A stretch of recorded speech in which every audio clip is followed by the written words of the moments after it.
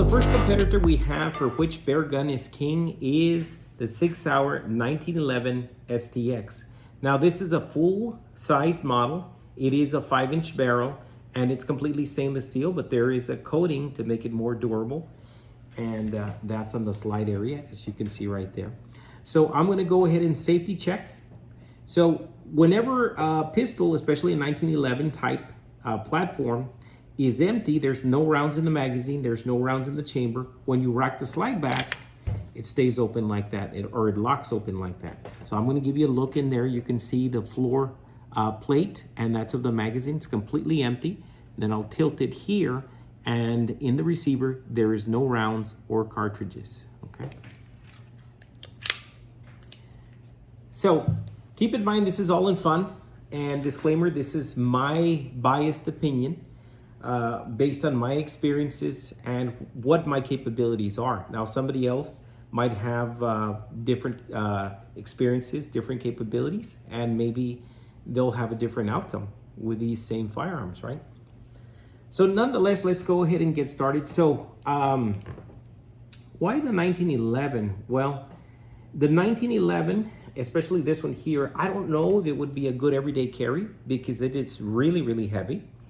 And it's a big full-size pistol, but maybe the person has it for self-defense, for home defense, and they take it when they go backpacking, hiking, maybe as a sidearm when they go hunting. So there's various reasons why the person might carry this. Now, so what were my experiences with this? And I'm gonna add some footage here so you can see my actual experience with this in the field, okay? So now ergonomics, in reference to ergonomics, this one is king. All of them had top scores for something, for certain categories. And my skill rating is 4, which is excellent, 3, which is good, 2, which is fair, and 1, which is below average. Now, this one, in reference to the topic of ergonomics, is tops. This received a 4. This one, not only does it feel good in my hands, whenever I shoot for accuracy or precision shooting, it recoils back and up, but it comes right back to the target or to wherever I'm aiming at. So it's really, really nice in reference to that, and I think the ergonomics really help it come back to your line of sights and whatever you're targeting. So if I'm aiming at a bullseye and I fire, it recoils, then it comes back and it's right there, right in the same spot. It seems like it just naturally comes back to my point of aim. So very high marks on ergonomics and accuracy. Now, in reference to the topic of follow-up shots, it's also one of the best ones from this group here because it just, probably the ergonomics, the inherent accuracy, it just, adds to the follow-up shots. And you'll get to see footage of me taking follow-up shots, and they're pretty fast, at least for me. And this one did really well. And like I said, easily, while I was shooting as fast as I could with it, easily it would come back to my line of sights. And I acquired the sight picture in the target very easily, even after recoil. So this is high marks for that. Now, in reference to penetration, now we had mixed results with that. With penetration on ballistic gel, it gave me 21 to 22 inches using the extreme penetrators. Now that's very good. But when we used the game target, it didn't fare so well. Now keep in mind that I was using a hind quarter, and if I'm not mistaken, a shoulder, and I think somebody corrected me, I think it was a shoulder or a front quarter, if you will. They were frozen solid. And then I used some sausage that we had that was also frozen solid as simulating the organs. But nonetheless, this one only penetrated, I want to say maybe 2-3 inches into the target. And I'm thinking that's because it's a very slow, heavy projectile. And even though it's an extreme penetrator, like I said, it was frozen solid. So that really hindered the results. In reference to those results, for penetration, I gave it a 2, which was fair. And for energy, I gave it a 2, which is also fair. Now in capacity, it received a 3, which is good. And the 1911, even though it doesn't carry as many rounds as your Polymer Wonders, it still carries 8 plus 1 in the chamber, which is 9. You can get some magazines that increase the capacity, but nonetheless, you can switch them out really, really fast. So it got pretty high marks. That's a good for capacity. That's a 3. Now for reliability, I gave it a 2. Now, even though this is extremely reliable in an urban setting, and that would be ideal, we're talking about bear country or hiking or just in general the outdoors or a very rural, rugged area. In that case, it received a 2 for reliability. I gave it a 2, and that is actually fair, right? I don't have an experience with dropping a 1911 in the sand, but you can see other people on YouTube that run gauntlets through them and torture tests and all kinds of stuff. And sometimes they don't do fair well when they're exposed to the harsh elements like mud, or I think they do okay with sand and water, but in mud, they don't do so well. So I give it a 2 for reliability. So the total amount of points that it received was 21. Okay, so it didn't do too bad. And like I said, the ergonomics, the accuracy, and follow-up shots, this was king in that division. So that category, it took with flying colors, and that's awesome.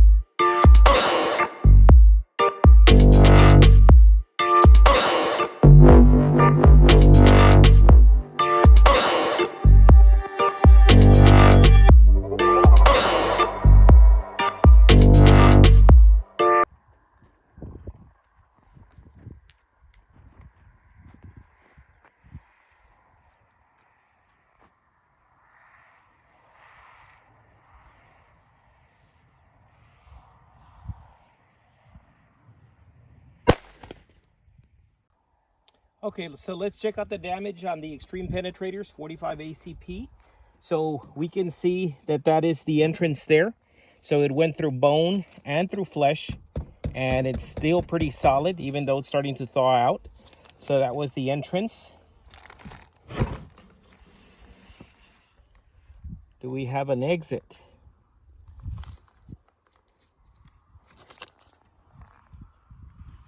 No, we may not. And you can see right there, we may not have an exit. Let me make sure here through the sausages. Oh. So, okay, very interesting. So you can see the thickness of this deer hindquarter, and this was actually a pretty big mature buck. Probably was 5 years old. And as you can see, it's pretty solid because it's, like I said, it's frozen. But the Extreme Penetrator, I'm sorry, down here, you can see that it did not make it through all the way. So it's probably stuck somewhere in this side here. So very interesting. So this next competitor is a newcomer to this game, of which bear gun is king. And this is the Glock 29. This is the compact version. It is a 10 millimeter. Now I'm gonna go ahead and safety check before I go on here. So as you can see, that's the empty magazine floor plate and the empty receiver, no rounds, no cartridges in the chamber. So like I said, this is a newcomer to the game. A lot of people are switching over from revolvers to the Glock, or maybe it's just a new generation of hunters, hikers, outdoorsmen and such. But a lot of people are making the change. And that's probably due to the capacity. That's due to the cartridge now, which is a more powerful cartridge. It's a 10 millimeter. Not as powerful as a 44, but it's up there. And like I said, reliability, capacity, it's lightweight, and a lot of people love it. So it's taking the outdoors by storm. Now, so how did it do in reference to our competition, friendly competition, right? Now, these are all mine, like I said, and this is a disclaimer because this is based on my experiences here. Now, the first category is ergonomics. Now, you see me holding it here, and you notice that the trigger length, that's fine. For me, it might be a little too long, but that's all right. I can work it well. But if I switch it over to the opposite side, you can see that my fingers barely touch. They're touching, but barely. Look at these fingers here. But if I get a 360 grip on it and a good purchase, it's fine. It will do fine. But how does it feel? I gave it a 2. And that means it is fair for me. So the ergonomics, it didn't do too well. That was probably, from these 3 guns here, it feels the worst, in my opinion, right? And that's in reference to ergonomics. Now, accuracy, it's very good in accuracy.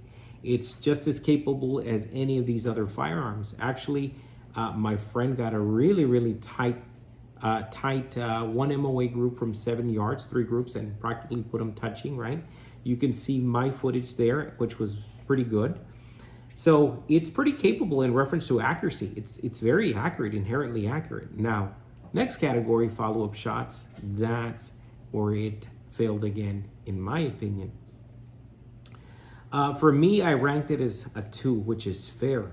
Every time I would squeeze the trigger, and of course, these are rapid fire. That's what I call that section there on the video, rapid fire. Every time I would fire it, I felt that, unlike the 1911, which was coming straight down like this, it would recoil back and up and come back down right into my line of sights and back into the target. This one would kind of make almost like a circular motion, and I would have to fight to bring it back to my line of sights with the target.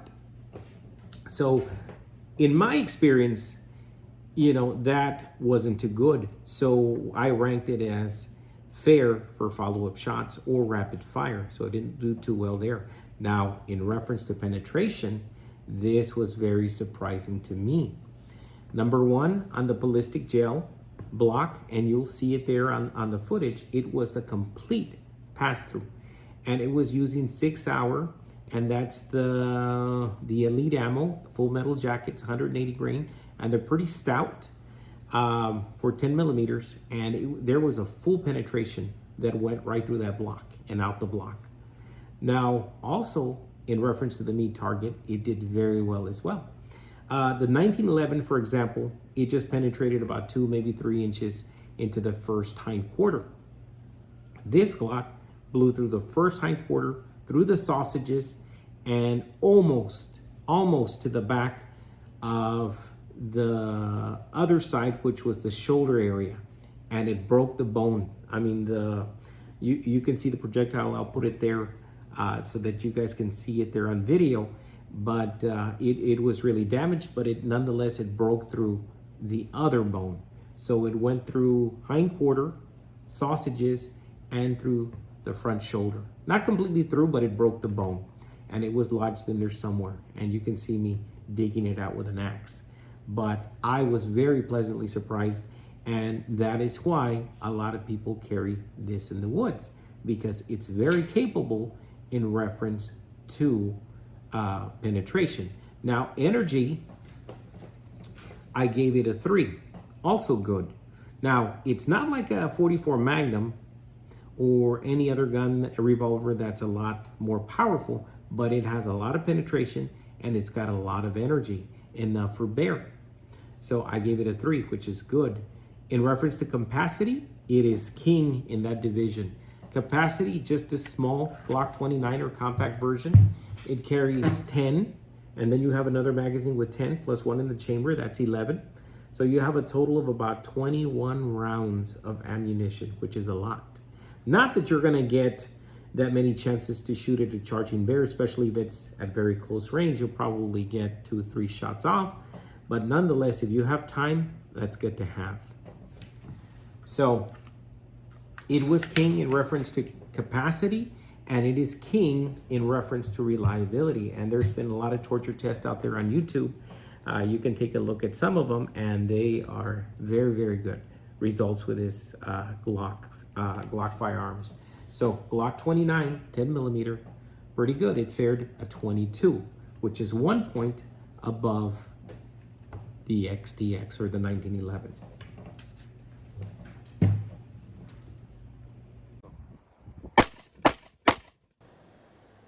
Ready, go.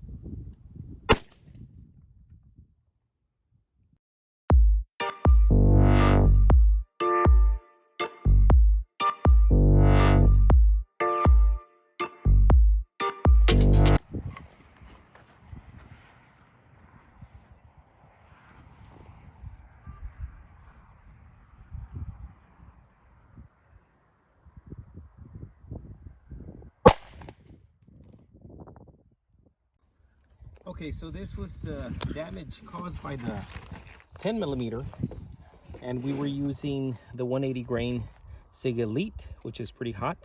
You can see the entrance. Let's see if we have an exit. Okay, I don't know. No, I think that was actually from the cast round, but this one would be lower down here. And there's no indication that it exited. And let's see if the sausage here is disrupted. Nope, there's no disruption to the sausage, no damage. And this quarter here,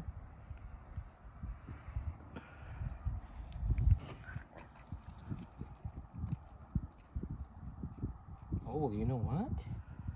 Maybe it did go through. Okay, it could have gone through, because look, it may have missed the sausage, but it actually penetrated this other piece right here. So it must have gone out through here. So we can see, yeah, that's the way it was. And it was something like this. So is that, yep, that could have been it. See, yeah, it's along the lines there. So this is a 10 millimeter, and it's a full metal jacket.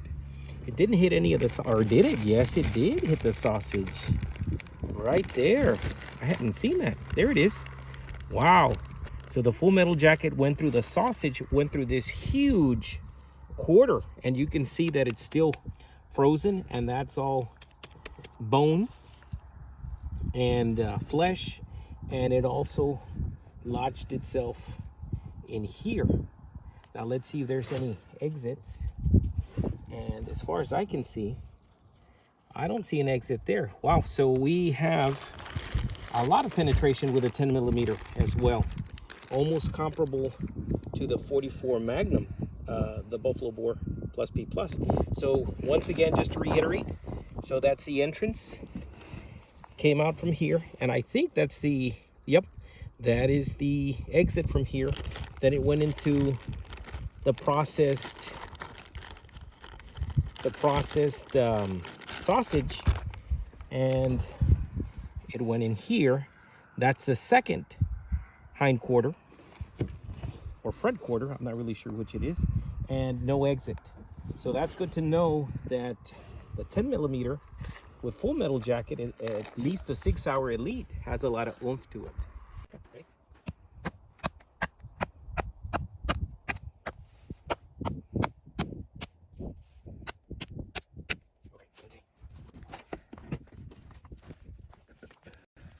Oh, I think I see it. It's embedded right there. Right there. Oh, are you taping? Wow. So it went through the first leg quarter, which is really, really thick. Take a look at how thick this bone is. 10mm Sig Sauer Elite, 108 grain, which is fairly hot. Went through this package here, processed sausage, and it went through here, and it was lodged deep in there. Look, it practically was almost on its way out, and that's very interesting. And you can see there's deformation on one side of this copper, or I'm sorry, full metal jacket, and you can see there, that's very interesting. I think that'll be awesome bear defense. So people were right, 10mm, good bear defense as well.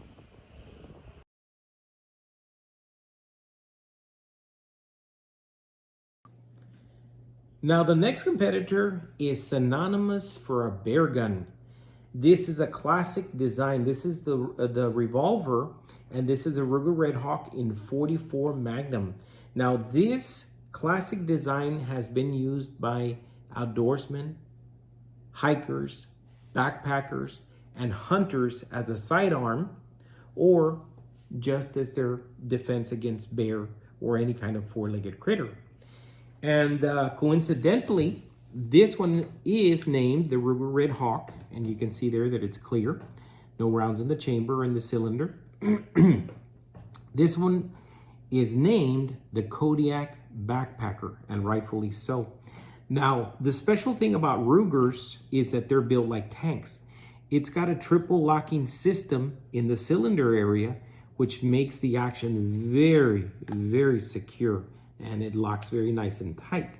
Now, the cylinder itself is made a little bit longer than Smith & Wesson's or other revolvers because they can take the largest and most powerful cartridges in reference to whatever the caliber is. In this case, it's a 44 Magnum. Now, I use one of these very powerful cartridges in this video, and you can see that it's the Buffalo Bore 340 grain plus P+. And that cartridge is almost the entire length of this cylinder. So now, being that this is a classic design and this is synonymous, and a lot of backpackers, hikers, hunters, they still carry this, even though a lot of new ones are new-aged hunters, modern hunters, they're carrying the Glocks, Glock 29s, Glock 20s, Glock 40s in 10mm. Many hunters are still carrying the classic design, which are 44 Magnum revolvers, okay? So how did it do on our competition here, okay? Well, in reference to ergonomics, I gave it a 4 because it feels very natural to me. When I pick up this firearm, it points very easily, so it gets a 4 in that category. Now, accuracy, it also gets a 4, and you can see that I shoot about 2 accurate rounds, and you can see that there's 3 that are touching, and 1 was left over by the previous rapid fire string that I shot. I think it was about 2 rounds that I shot, and then I shot 2 other precise precision shots, and all 3 were practically touching. So that was 1 MOA at 7 yards. So this is very inherently accurate. So for accuracy, 4. For ergonomics, 4. Now for follow-up shots, I gave it a 2. Same marks as the Glock 29. Now, for me, it was more controllable. Of course, the recoil was a lot more stout, but as soon as it would recoil and come back, it was right on target. So the sights, or my sight picture, was right back to the target. It went straight up and straight down, right into it. So for me, I didn't have to be searching for the target, like I did with a Glock 29. So even though it's stout and it requires some training, probably with more training, I'd be a lot better with it. I still gave it a 2 because a 44 Magnum, especially with those buffalo bores, and and being that this is a very heavy firearm, it requires at least some practice with it, right? And some know-how how to handle some of these very hot rounds. So I gave it a 2. Now, in reference to penetration, this was king. As you can see, same thing as the Glock 29. It went right through the ballistic gelatin block, and actually there was 32 inches, went right through it, and it buried itself maybe about 4 inches into the berm, maybe 6, I can't remember. Now, the Glock went through the 32 inches of bare gelatin as well, but this one did something different in reference to the game target. Now, the game target was a hind quarter, a deer hind quarter, and it was frozen solid because it had been in the freezer. I used a water jug, I think it was a Tropicana, very big water jug. So then you have water that's simulating the organs, which is a very tough media. And then we had a front shoulder, and this blew through the frozen solid hind quarter, through the Tropicana gallon or water gallon container, and it blew through the front shoulder and stopped about 4 to 6 inches into the berm. So this one is king for penetration. Now, in reference to energy, I also gave it a 4. Now, I chronographed it and it gave me a lower score, but it gave me lower scores for a lot of them. So I don't know if there's something wrong with it. I need to check and make sure. So I need to do a little bit more research. But I know that energy-wise, it is very powerful. You can see that I shot a cinder block and it blew through 2 sides of it and just completely obliterated that cinder block. Now, capacity is where it took a really heavy hit. This only takes 6 rounds in the cylinder. So if you have an encounter, if it's up close and personal, 6 rounds is more than enough because those bears can get to you immediately. Now, if you require more follow-up shots, maybe for different reasons, maybe there's a pack of wolves around you as well, well, that's gonna be problems because you only have 6 there. So for that reason, on capacity, I gave it a 1, which is below average. Because for many of these newer guns, including the 1911 that carries 8 plus 1 in chamber 9, or the Glock 29, which carries 10 plus 1 in chamber, that's 11. 6 is not that great. So I gave it a 1 for below average. Now revolvers are known for carrying only 6 in the cylinder, and that's why they're called 6 shooters. Now, reliability, I gave it a 3, which is good. Now, I've seen some torture tests where the Glock can go through practically, adverse elements like water, sand, dirt, and mud, and a mixture. And these revolvers, I mean, they've been out in the field, they've been proven. I'm sure hunters have dropped them and shot with them, they still shoot fine. But going through torture tests like that, I don't know if it would be as great as the Glock would in reference to that, but nonetheless, it has been proven out in the field and it's worked reliably, I can't speak, for many hunters.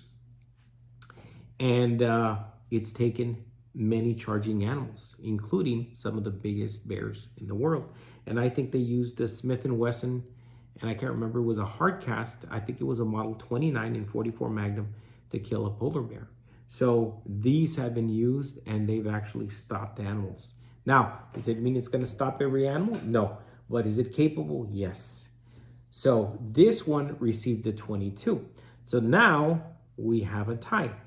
The 1911 Sig STX got a 21 in total, 21 points. The Glock 29 got 22. And this Ruger Redhawk received 22. So we have a tie.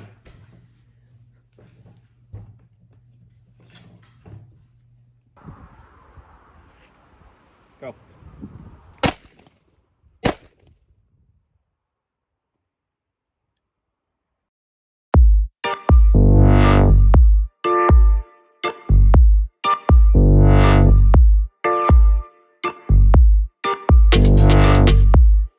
Okay guys, this is 2 shots for accuracy. So we're gonna load the Ruger Redhawk, open the cylinder, drop these huge torpedoes in there into the cylinder. And this is gonna be for accuracy. So I'm gonna do single action and I'm gonna take my time. Okay, here we go. We're at about 70 yards.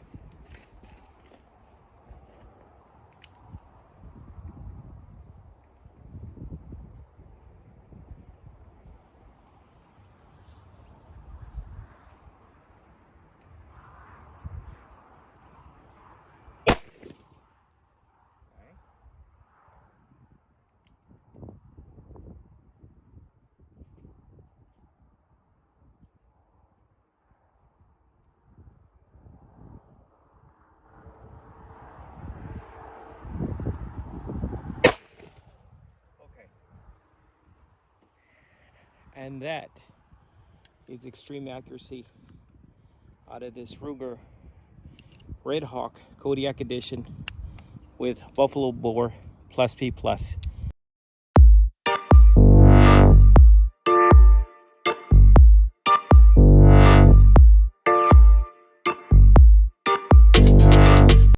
Okay, we're fully loaded. We're gonna dress the meat target.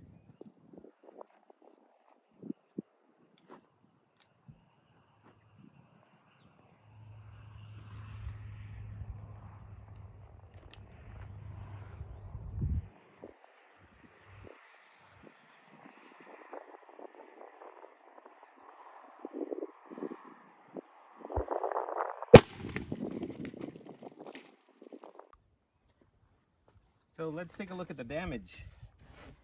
So we can see we have penetration of the extreme penetrator right through there, and that solid bone and flesh came out through the other side. So it tore apart pretty well centered, going through this side here, and tore up the water jug. So as you can see, entered here, right through this bone right here, leg bone or femur, whatever it's called. And there was an exit wound right there. And as you can see, there's disruption there on the backdrop or the berm. So it completed, it actually completely passed through 2 hindquarters plus a water jug. And that's very deep penetration and bear defense capabilities.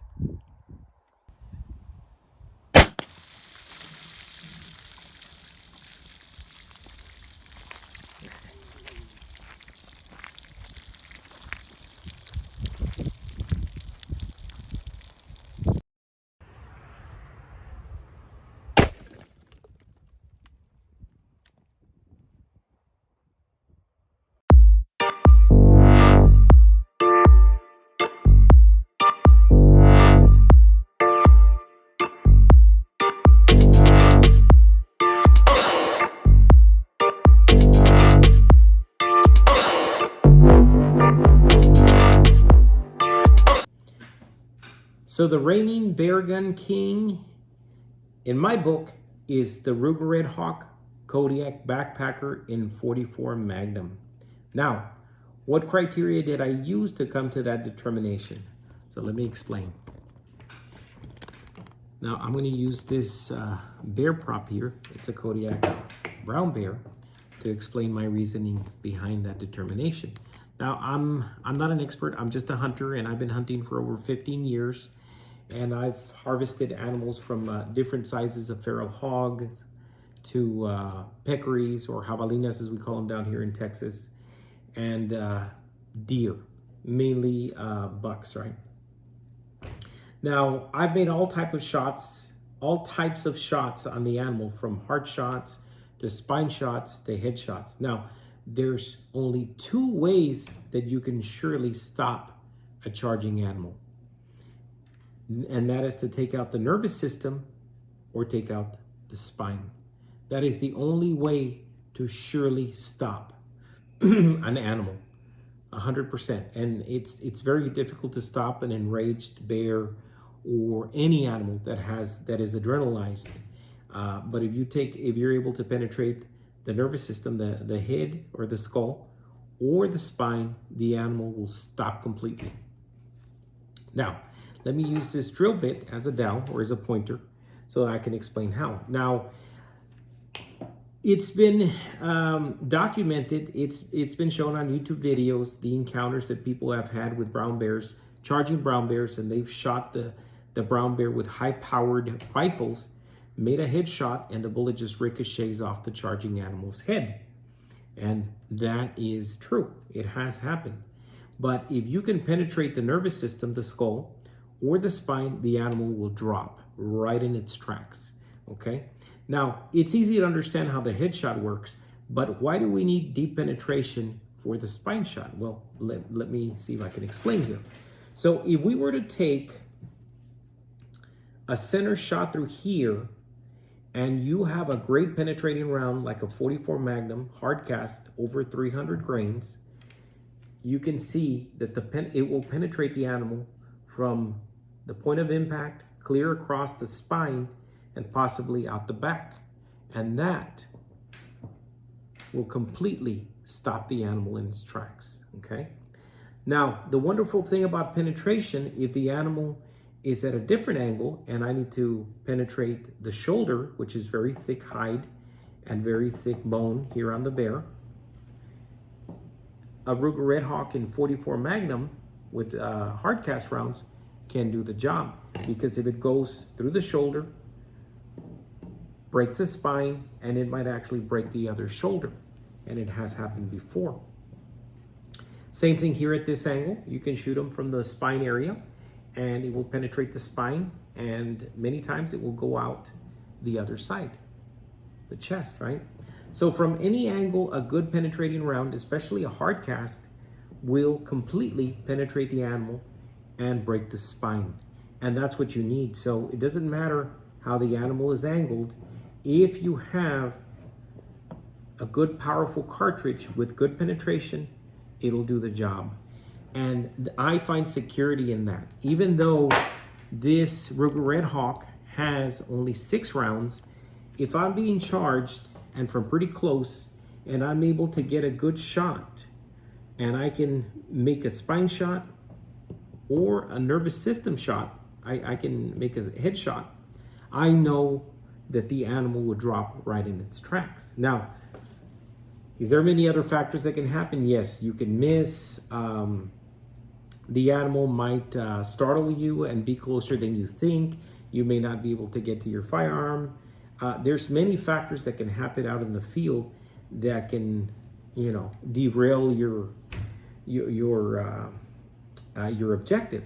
But nonetheless, is this firearm capable of doing that? Yes, it is. And in my book, I find safety in that penetration, because for sure, if I do encounter that animal, that charging brown bear, I will make sure that I either make a headshot or that I make a spine shot.